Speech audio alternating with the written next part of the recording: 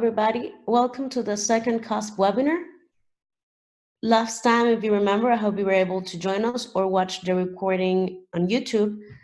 We introduced CUSP, and we wanted to have this series of webinar for all officers of student chapters, so we're able to connect directly. In this case, we're going to talk about SEG field camps and scholarships. What are the best practices for successful applicants? And we'll be having the chair of the Field Camps Committee and the chair of the Scholarship Committee. Thank you so much, Dylan and Carl, for joining us. And in name of CUSP, welcome, and I hope this is a successful experience for you all.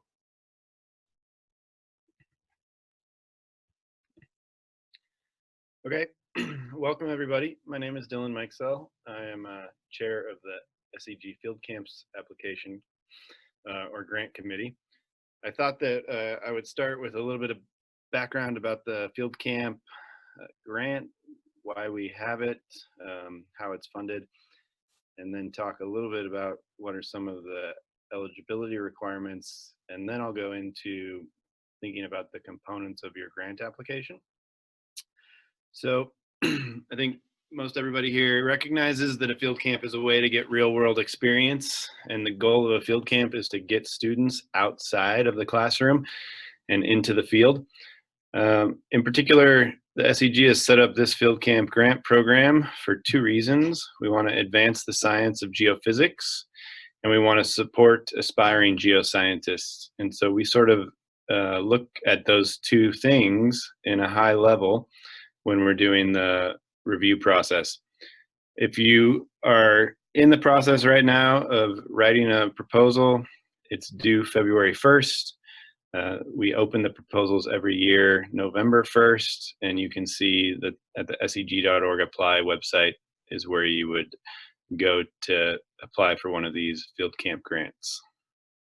Next slide, please. Nope. Go back one. Yep, okay, grant eligibility. Okay, so like I said, projects have to have an impact on the geophysics profession or the students in geosciences. And we have a few requirements. We do not give awards over $20,000 per year. And over a 3-year period, any one institution is not allowed to be awarded more than $30,000. So if you got $10,000 one year and $20,000 the next year, the third year, you actually would not be eligible for any money through this program. And then the other thing I wanted to say about eligibility, sometimes we get a lot of questions coming from student groups. Student groups can lead a field camp. They can submit an application, but the requirement is that they need a letter from a faculty that demonstrates that that faculty is committed to helping them throughout the process. Next slide. Okay, so a little bit about the requirements, but an evaluation report must be received by the SEG Business Office within 60 days of the last day of the project. So that is a report that the student chapter or the professor, whoever is leading the field camp, needs to ensure is created and provided. And the other thing, oh, sorry, go back one. Funds cannot be utilized for administrative overhead or indirect costs. So if you're writing one of these grants, sometimes universities in the grant office ask for overhead. You need to go to your university office and ask for that to be waived, because none of the funds from SEG can go to that kind of stuff. It all needs to go towards the field camp, supplies for the field camp, housing for students, renting of equipment, etc. Next slide, please.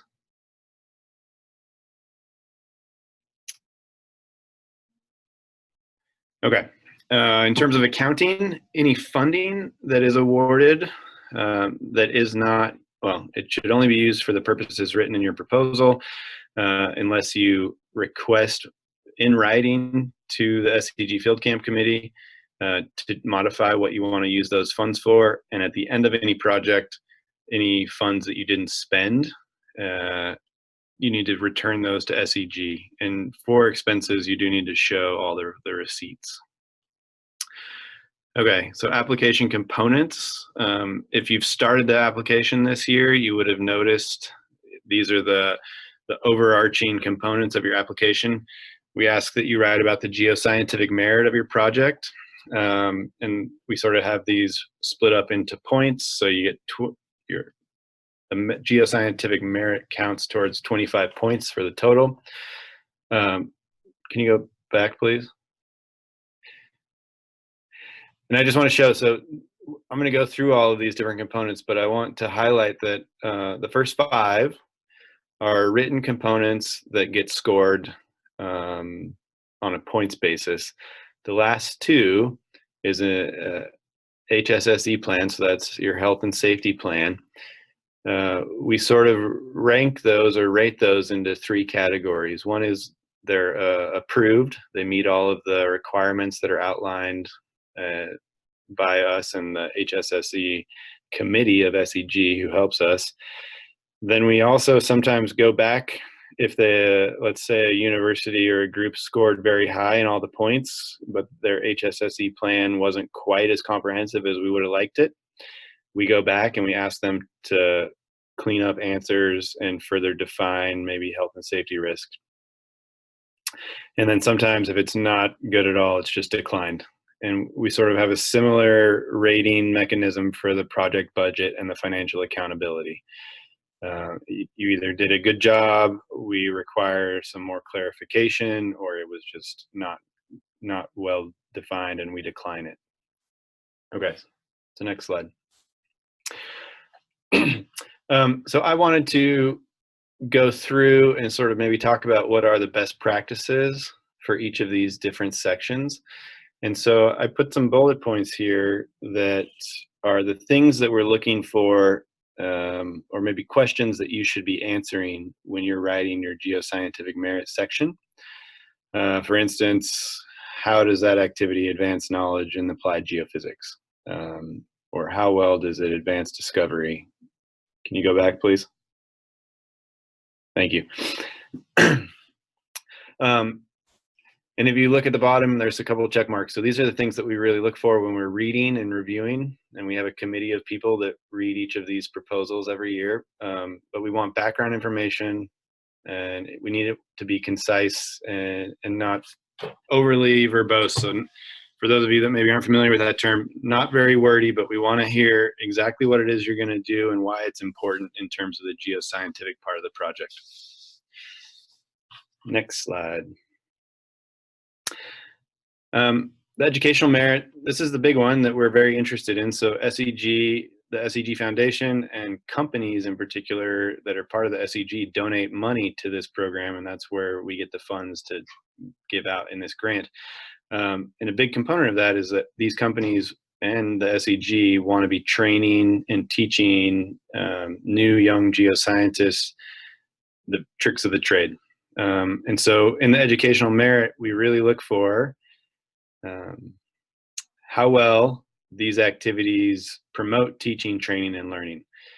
We occasionally get applications that are very just focused on the geoscientific part, and they look more like a traditional research proposal. You really will strengthen your proposal if you do a good job of highlighting how you are training students and how this field camp facilitates the training of students.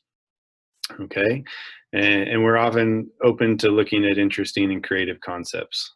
Okay, and I think the check marks at the bottom are pretty self-explanatory, but make sure that your educational goals tie in with your geoscientific goals. That's a big one. Those two things need to be linked very well. Okay, and then another thing that we have are the broader impacts. So this is a SEG Foundation grant. We are trying to figure out how, beyond teaching, you are utilizing this money in creative ways to have an actual impact on society. So for instance, are you helping a city map out their aquifer so that they can avoid polluting that aquifer? those types of things. And so we don't really have a solid set of things that we look for in the broader impacts. That's where we allow you to be pretty creative. For instance, sometimes in the past, students have said that they're going to go into the local community wherever they're doing their field camp, and they're going to visit a high school, and they're going to talk to the high school students about what it is they're doing, why they're doing it, maybe talk about careers that those students could go into if they got a degree in a geoscience discipline. It really varies, but what we like to see is that as part of your field camp, you are thinking about not only a geoscientific problem and training, but also how can you connect the results of your geoscientific project and the results of your student training to a bigger societal theme. And so I will point out one of the things that we definitely look for in the broader impacts is a comprehensive inclusivity statement. We like to see that you're thinking about how to attract students from all walks of life, all backgrounds, to come to the geosciences. So if you have an explicit plan in your broader impacts of how you are helping to recruit students from diverse backgrounds, that is a big plus for your application review score. Okay, these are important. They're the less fun parts to write about, but they are required because we want to make sure that you are thinking about how you're using these funds and how you're training students. And so in that, we have this program plan evaluation section. This is where you would define things like timelines. So are you doing a short course on campus training students how to use equipment before you actually go out into the field? Or are you not? Can you go back one slide? We want logical timelines. We want you to also consider maybe how you are going to determine if students learned anything. So that comes at this check mark related to using evidence-based assessment strategies. Remember that you have some educational goals in your educational merit plan. We want to figure out whether or not you have a method in place to assess whether or not students are learning anything. And a few parts of that, you have to articulate how you're going to recognize the donors. That's an important part of this. That's how we keep funds coming in every year. But we can, if you have questions about the program evaluation plan, you can ask more at the end of the presentation. Okay, so this is another important one, organizational capacity. We want to know how well qualified the applicant or the team are to conduct the project. So we have a requirement that a faculty member who writes a letter of support also needs to submit a 2-page resume or CV. Within those 2 pages, we want them to demonstrate that they have the capacity to help this student group lead the project. We also want to see how well organized you are in terms of how you're giving roles to different students, how you're assigning tasks, that kind of stuff. And then another thing that's really important is whether or not you actually have the resources that you need to complete that, the field camp. And so just as an example, let's say you wanted to go somewhere and do an electric resistivity tomography. Do you actually have an ERT machine that allows you to collect data? So in terms of the organizational capacity, we like you to identify all of the equipment that you're going to be using. If you're going to be renting equipment, that needs to be identified too, and then it needs to go explicitly into the budget. And then we like to see that whatever it is you're doing is maybe going to enhance your current infrastructure. So if you're planning to buy things for the field camp this year, are they going to be usable next year? We would love for you to articulate that in the proposal, because that actually shows us that you're building the capacity of your own program to maybe make your field camp a more sustainable field camp that would require less supplemental funds from SEG in the future. So you can read those check marks, but definitely define your leadership team and key personnel and explain what those people are going to do. That makes a convincing argument that you're well organized. Okay, and then the HSSE plan. So over the last couple of years, we have been revising this. So you will see that this year there is actually a template on the website for the HSSE field plan document. You need to open that template up and you need to go through all the different sections and complete them. We also have a risk matrix where we want you to identify risks that you might incur in the field. So for instance, are there snakes in the area? And we want you to complete the risk matrix, which explains what you would do in the event that someone was bitten by a snake. Okay, and inside that field plan document is where you would list things like where is the nearest hospital, what are the important phone numbers, etc. So lots of people have provided different looking field plans in the past, and we're trying to standardize that so that we can make sure that everybody is giving us the information that we really need and that they have that information when they're out in the field with them. Okay, and project budget and financial accountability. So what we really like to see is that you have defined one person within your university that is going to take on the role of financial oversight. If you have the ability to find someone in your office of sponsored programs that can help with that, if you can find a faculty member that can help with that, that's great. We prefer that it is a person that is permanently attached to the university in some official capacity. We don't like to see that it's necessarily going to be a student, but if it is going to be a student, it needs to be somebody like the treasurer of your student chapter, something like that. We also like to see how financial decisions are going to be made. So is there a committee if you're going to have to make a big purchase? Who decides? Is it a faculty member? And then the last thing that we really need is a very clear and itemized budget. And I know that this, I put as much as possible at the end of that statement because I know that it is not always easy to have the foresight to figure out everything you're going to need for the field camp down to the last detail.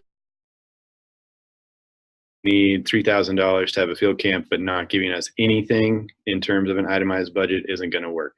We want to know how much it's going to cost for a student to stay the night somewhere, how much is their daily food going to cost, if that's what you're asking for, that kind of stuff.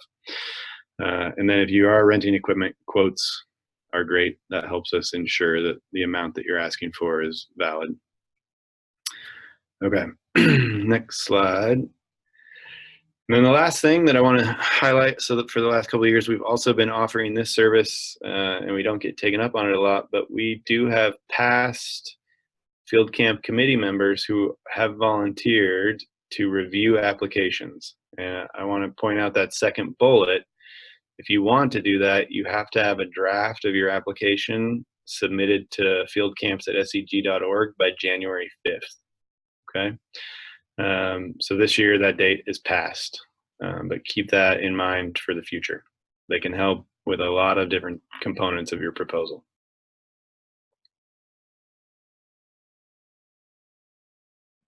Next slide. Okay, and then I think this is my last or second to last, but in terms of the timeline, once you submit a proposal, February 1st, we work to get those reviewed and make decisions within 6 weeks. So sometime in March is usually when, or late March is when groups hear about the awards. I know it says April there, but we are trying to move that timeline up this year because we know that lots of field camps start in May, and it is kind of crazy and hectic if you don't know if you're getting field camp money until April. So the goal this year is for late March, but in the past it's always been April.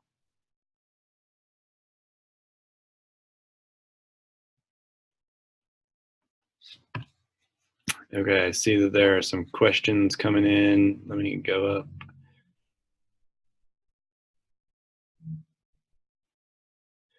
Okay, I see one that says in the past we sent our application for review, but we didn't see an answer.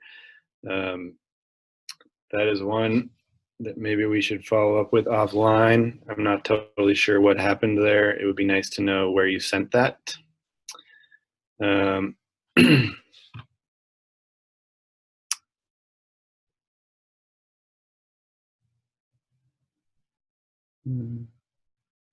another question. I've organized the field camp for 2 years and found it hard to promote the event to other SEG chapters. Is there a chance SEG creates some kind of platform where everyone can see the upcoming field camps and apply for the field camp right away? That is something that I could definitely look into. We have never thought about that very hard because we haven't thought that maybe students or field camps were trying to recruit students from other SEG chapters, but that is definitely something that we could look into. Actually, I'm going to jump in here, and this is Linda Ford. I think Catherine is on here too, but just to let you know, Roman, Catherine does have some plans in mind that would address that very thing. So I think you'll probably see that at some point, probably in the not too distant future. Okay, that's great. Thank you, Linda.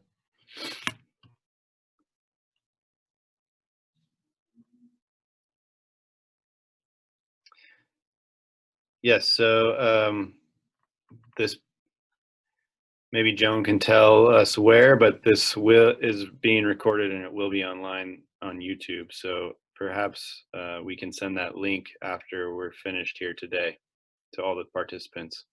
Yes, for sure. Okay, thank you. Thank you so much, Dylan. Yep, you're welcome.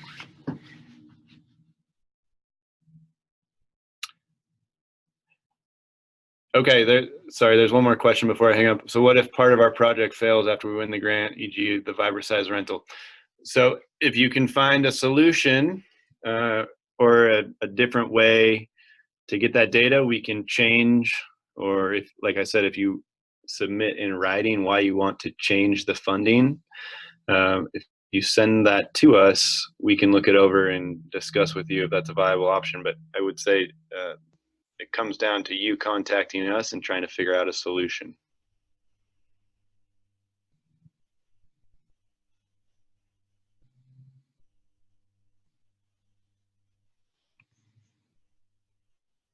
Any other questions?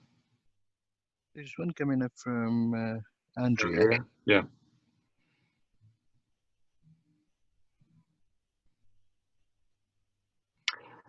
So yeah, Andrea asks a similar question.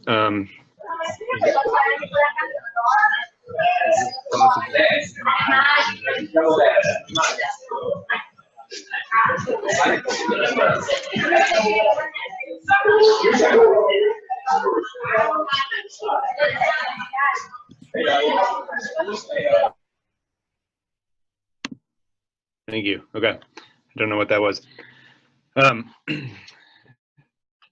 Is it possible to change things on the grant if they receive less than expected? Yeah. So we know that you might be asking for $15,000 and you only receive $7,000 from us. If that affects what the field camp is going to look like, it's completely fine to revise the field camp. We would like to be updated on what the funds are going to be used for and whether or not that still seems appropriate, but you can definitely change field camp plans, but we need to know about it so that we can make sure that it still aligns with the goal of the original award.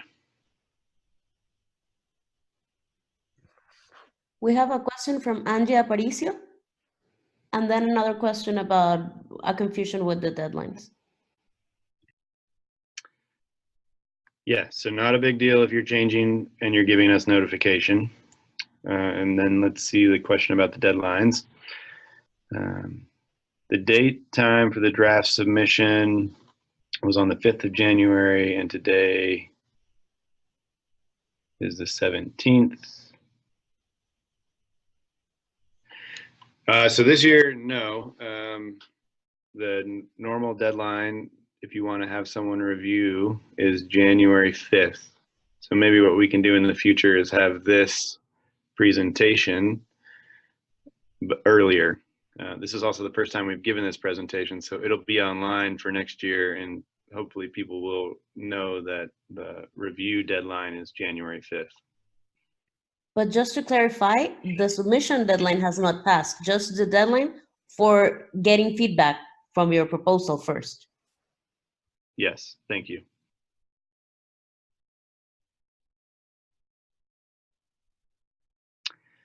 Let's see, there's another one on here from Mohammed.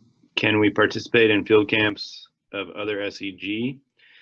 Do you mean other field camps besides SEG sponsored field camps, or field camps of other SEG chapters?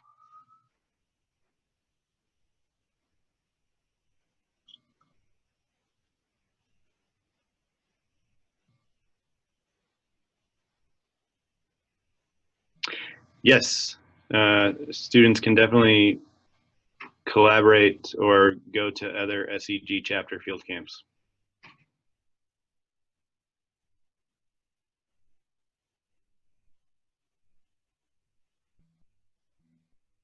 If some other questions come, we can make a list for Dylan and he can send the answers afterwards.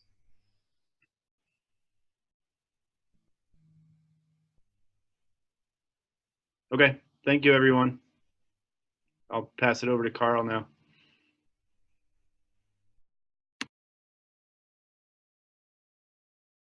First, we have an information about the SEG Challenge Bowl, and Ben Consalvo is gonna tell us some important deadlines. Hi there, can you hear me okay?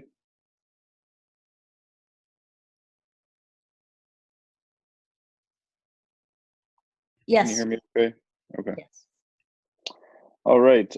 Yeah, so I'm the chair for the Challenge Bowl Committee, and I just wanted to go over some of the events that are happening, not in much detail, but just wanted to kind of tell everybody that, you know, there's a lot of events going on, and if anybody has any local or regional challenge bowls that they'd like to set up or get going, they can get in touch with me. So I guess, yeah, this fall we had a couple challenge bowls, one in Nova Scotia, Canada, and one in Italy, and they went well. And then we also had one in Quebec, and just recently as well, we had the WIUGC in Saskatchewan, and then we have a few more. So we have March 16th, we had the Rocky Mountain Challenge Bowl in Colorado, and then April 21st, we have the Gulf Coast Challenge Bowl, which is in Houston, Texas.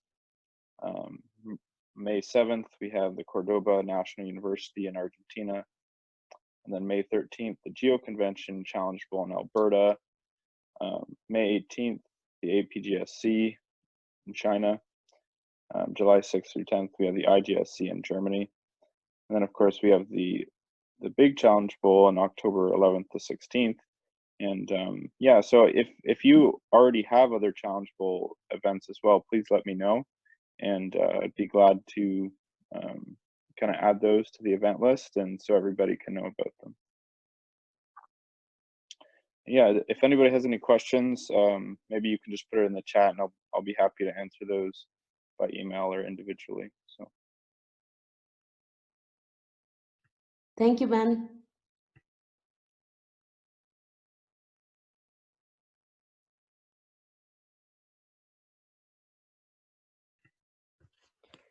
I'm Carl Schleicher, the chairman of the SEG Scholarship Committee.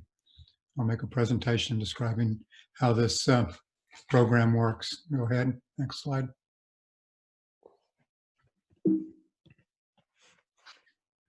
Our charter is, the SEG charter is to advance applied geophysics. The Scholarship Committee tries to encourage geoscience students to pursue careers in applied geophysics. It's a merit-based scholarship. And since it was founded in 1956, it's awarded about $9 million to top students throughout the world. Last year, we awarded over $500,000 to 140 scholars back up. That's about 25% of applications. So next slide.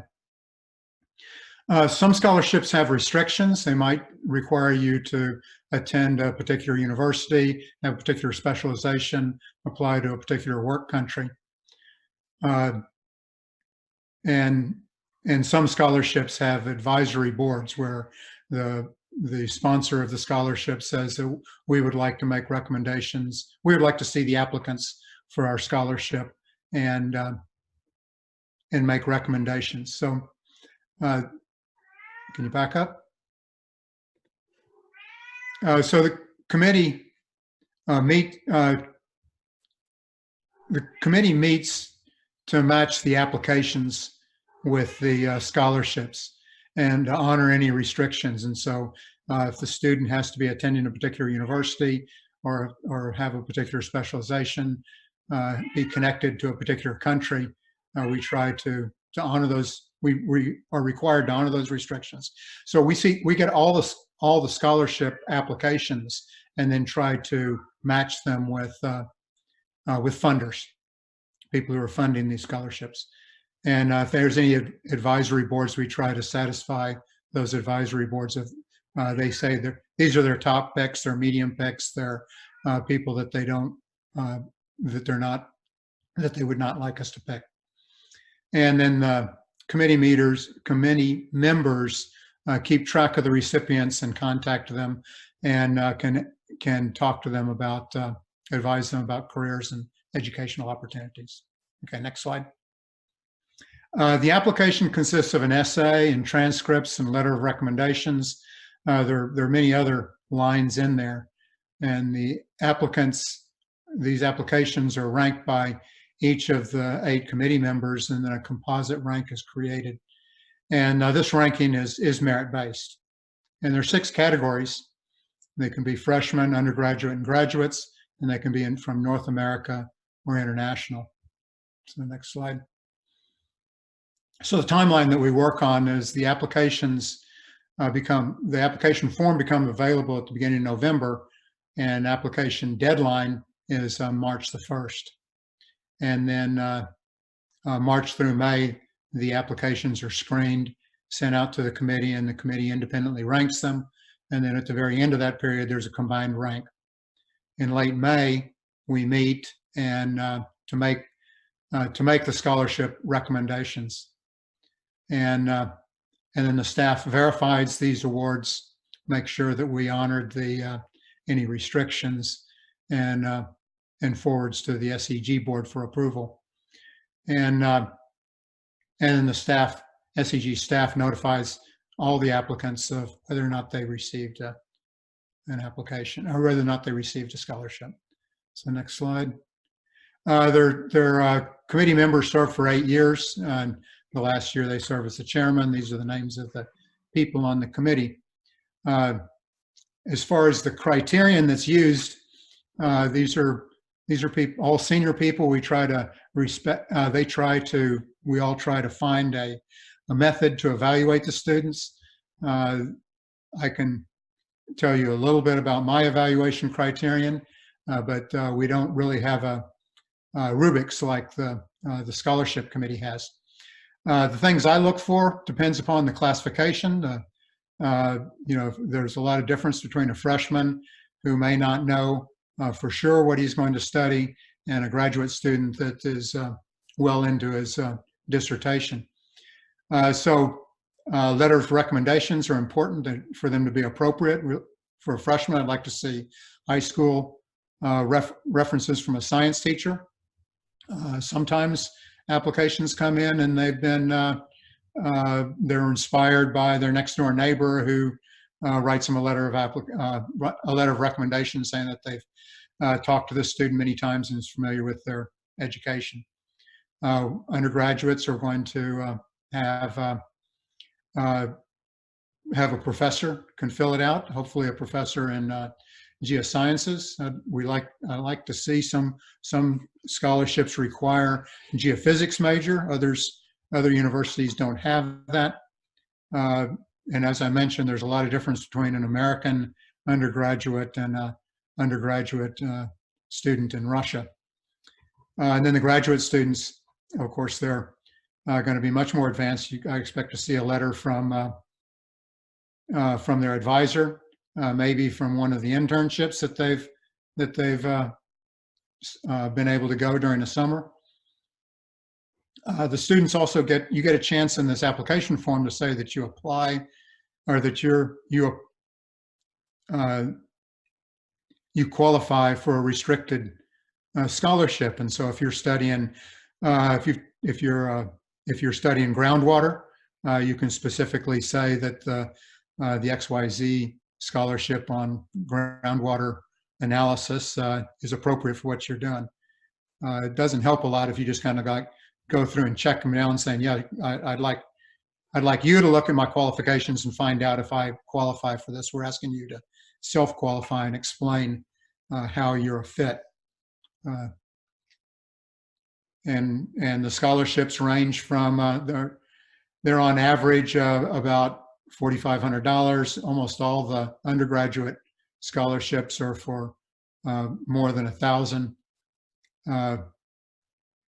Undergraduate scholarships are less than 5,000 typically.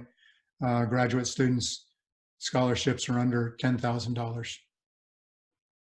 So I think that's all that I really have prepared to present. If you have some questions, please let me hear them.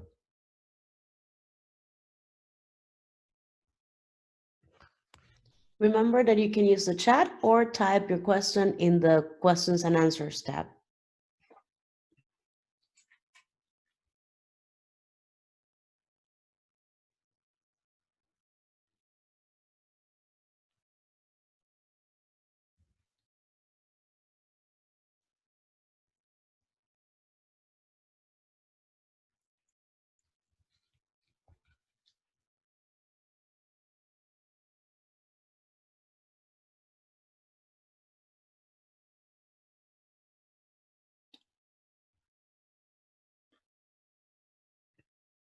I have a question.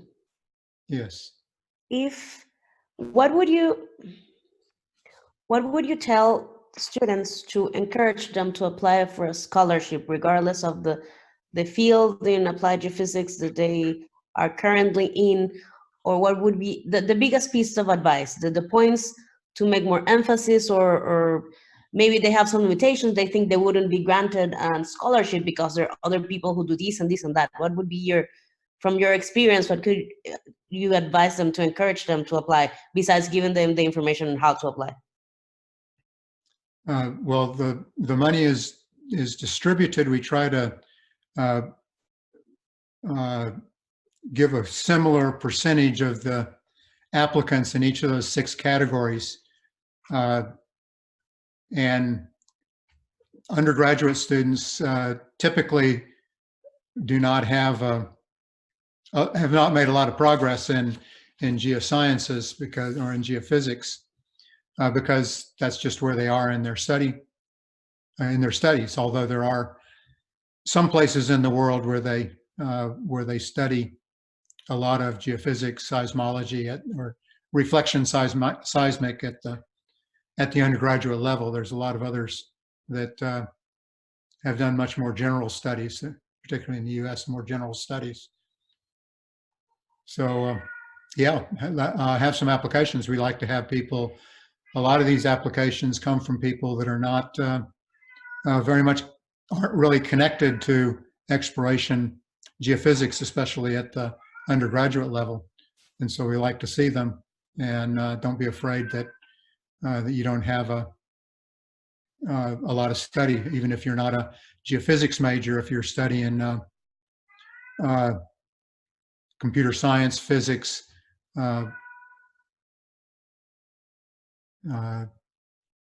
geology, maybe doing some specialization, and maybe taking some class in geophysics. Like to see those applications. So we have something that's come in.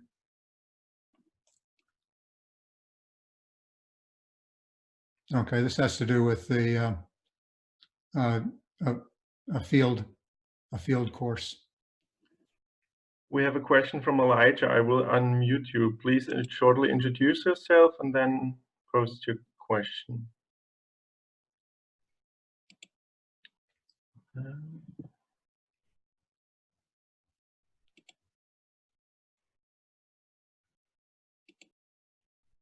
You Seems said that like- there is a question, or you just say if one comes in afterwards, I can respond to it. Actually, we have a question, but somehow the unmuting doesn't work. Yeah, I tried that earlier. It's not working. I've asked them to find out if they can unmute themselves or if they're connected. Okay.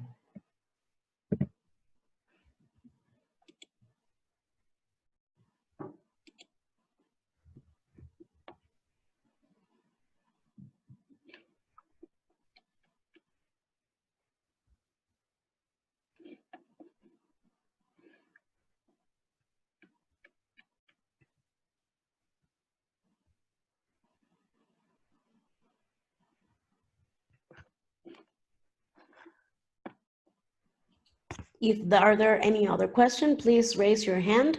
Otherwise, we would like to thank our panelists for being with us today and for sharing this important piece of information with all of us. I'm sure will have an impact on their applications for the future. Okay, thank you for the invitation to come and speak with you today. Thank you.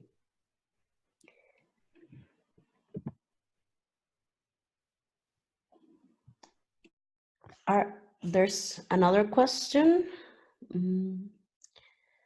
about Geoscience Without Borders. Linda, do you think you can help with that question? Sure, hang on just a second. Okay. I'm reading the question, so just a second here. Yes. It says, how much importance should be for a project? Could it just be solving a regional problem? For example, geophysics, or some specific important archaeological investigation, or it should be something vital, more vital? Right. Actually, the committee, when evaluating applications for GWB, there's a very high percentage of the points that go toward the humanitarian benefit. So if it is an archaeological project, it has to be an archaeological project that has some very specific humanitarian benefit to it. So, for example, in the past, we funded an archaeological project that was specifically around locating Holocaust mass burial graves in an effort to try to solve just some information to very accurately,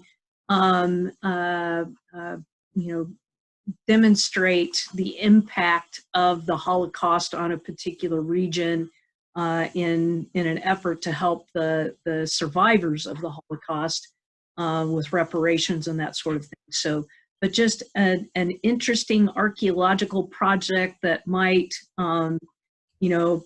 prove to benefit tourism industry in the area.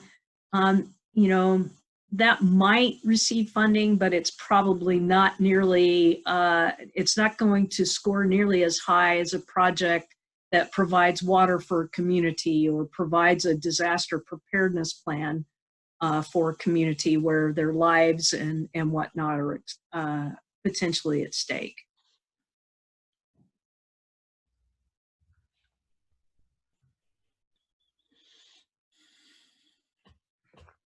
Remember that you can email the questions to the person who contacted and invited you to the webinar, or directly to the panelists if they have given that information. And we'll be happy to answer to those questions. Also, the video will be there. Aureliana specifically sent the link. Where in YouTube you can find the recordings. And if you have any other question, let us know, and thank you so much for attending this webinar.